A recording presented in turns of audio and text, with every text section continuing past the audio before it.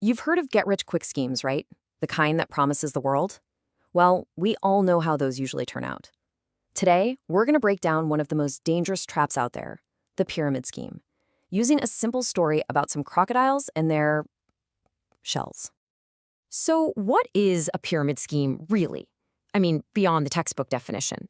Let's forget all that boring stuff. Instead, we're going to take a trip to a riverbank and let a short story do the talking. And our story kicks off the way these things often do, with a promise. A promise that sounds, well, magical. Picture this. A stranger shows up in town with an offer that sounds way, way too good to be true.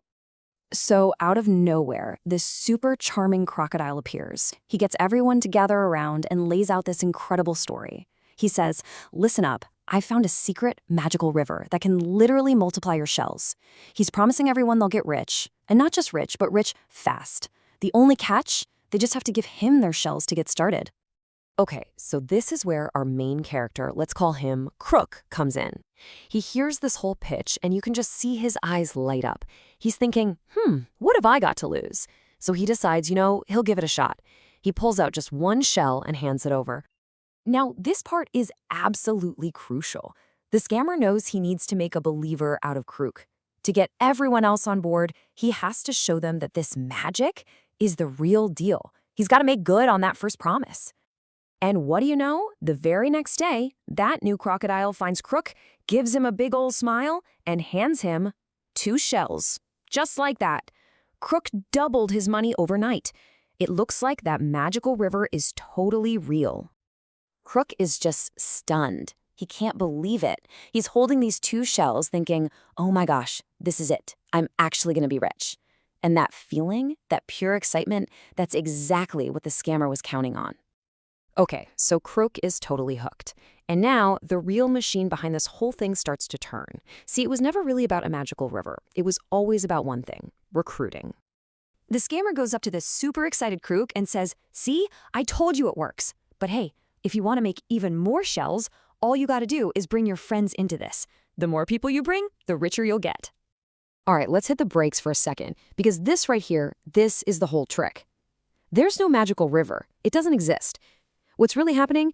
When Crook's friends show up and give their shells to the scammer, he just takes those new shells and uses them to pay Crook.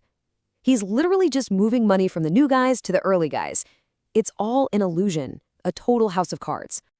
And you can probably guess what happens next, right? A system like this, one that just pays old investors with new investors' money, well, it can't go on forever.